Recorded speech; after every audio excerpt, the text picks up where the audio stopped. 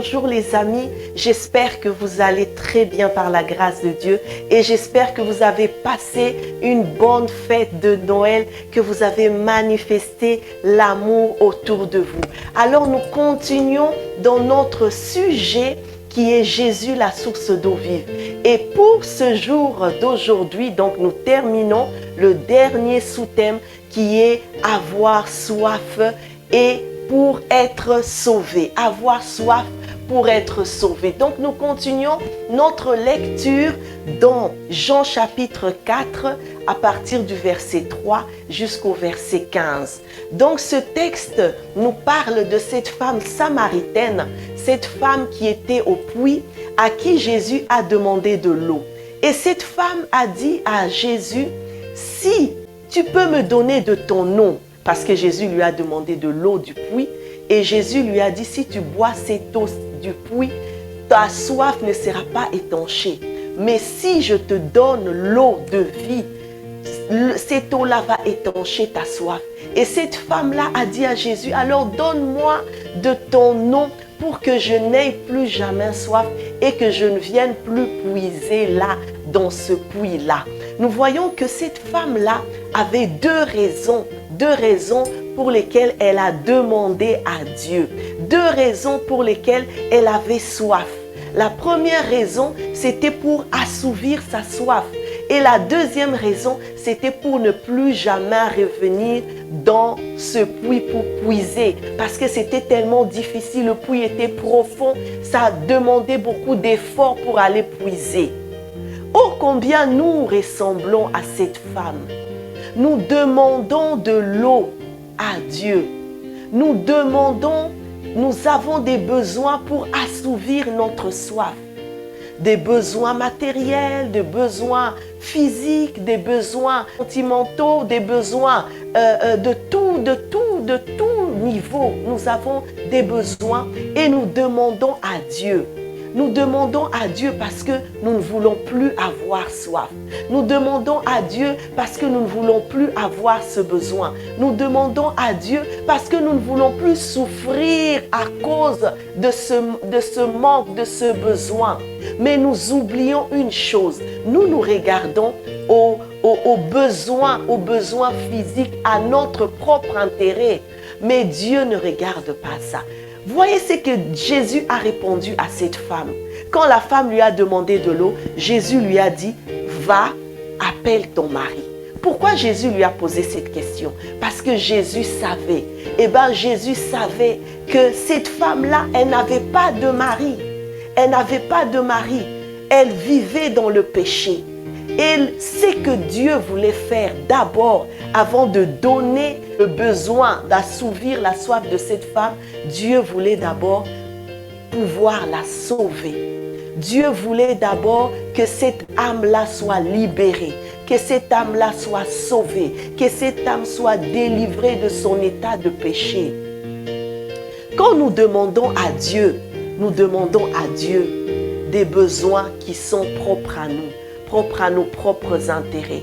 Mais est-ce que nous pensons aux besoins de Dieu? Le besoin de Dieu, c'est que nous soyons sauvés. Parce que Dieu a besoin de notre âme.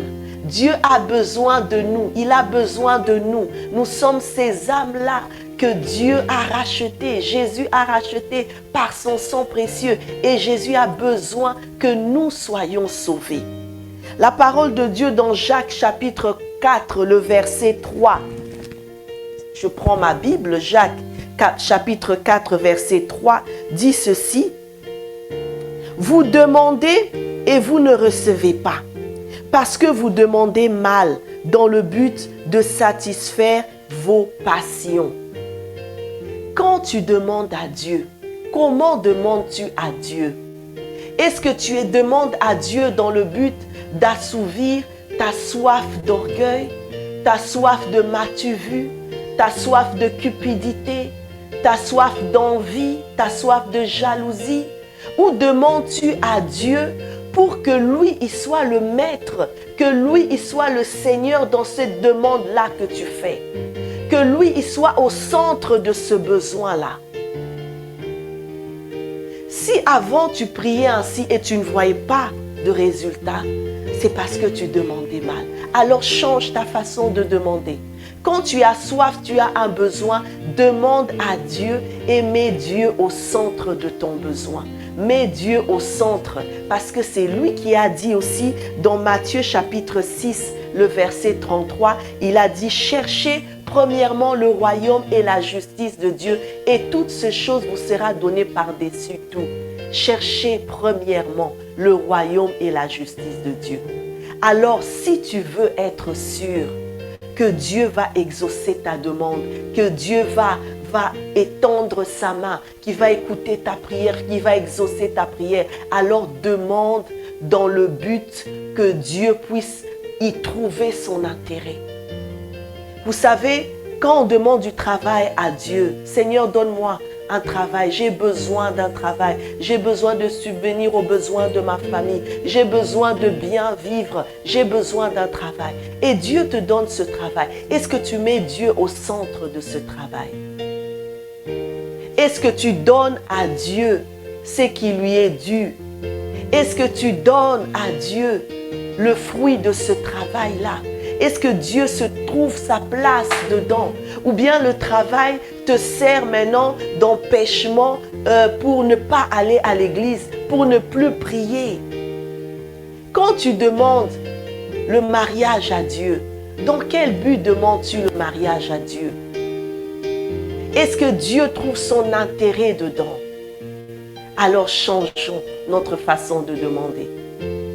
Nous avons soif, certes, mais quand nous demandons à Dieu, mettons Dieu au centre de notre demande, qu'il y trouve véritablement sa place. C'est le conseil que je voulais nous donner ce jour.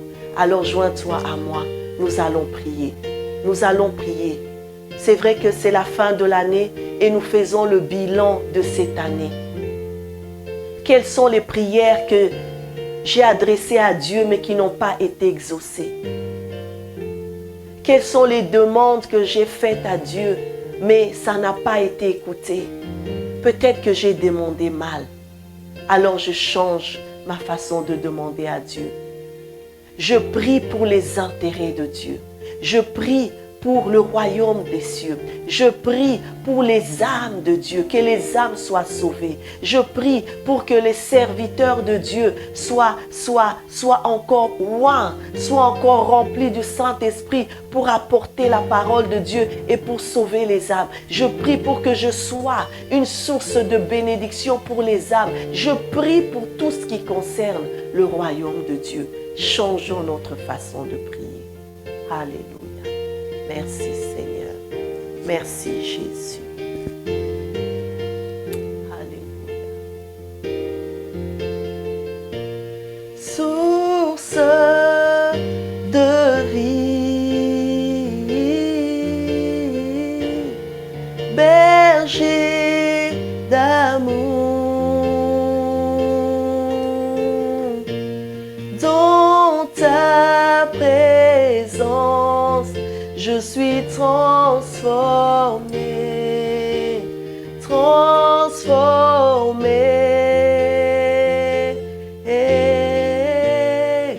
source de vie,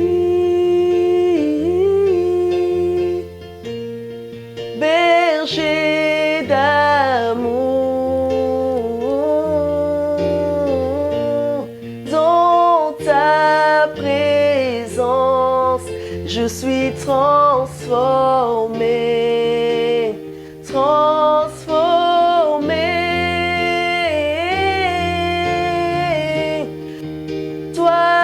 ma louange, reçois mon adoration.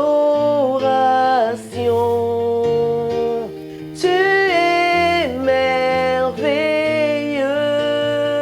source de vie, berger d'amour, reçois ma louange, reçois mon adoration. Tu es merveilleux.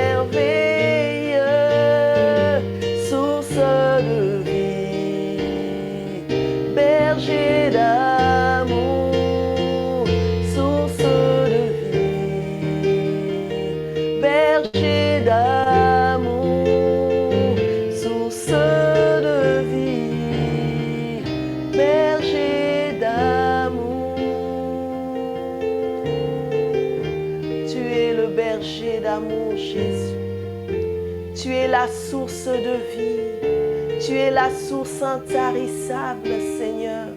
C'est toi qui as la solution à tous nos problèmes. C'est toi qui tiens nos vies dans ta sûre-main. C'est toi qui es notre tout, Jésus. Tu nous apportes tout. Rien n'est impossible à toi, Seigneur. Et quand nous avons soif, quand nous te demandons, Yahweh, nous voulons te donner la première place, Seigneur, dans le besoin que nous avons. Nous te donnons la première place dans cette soif que nous avons. Nous ne voulons pas avoir soif et demander pour assouvir, Seigneur, notre soif de jalousie ou de cupidité ou de m'as-tu vu ou d'orgueil ou quoi que ce soit. Mais nous voulons, Seigneur, assouvir notre soif d'amour pour toi. Seigneur, aide-nous, Seigneur, aide-nous, Jésus. Aide-nous, Papa, aide-nous, Seigneur, quand nous te demandons. Aide-nous à te donner la place qu'il te faut. Aide-nous à te donner la première place.